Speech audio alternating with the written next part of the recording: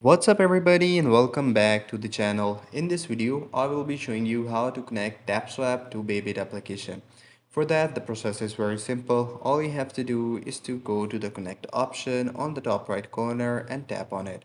Once you do it, you will see the wallet options over here. Here you have to swipe it to the right side and tap on view all wallet option. In here, just go and tap on Bybit wallet.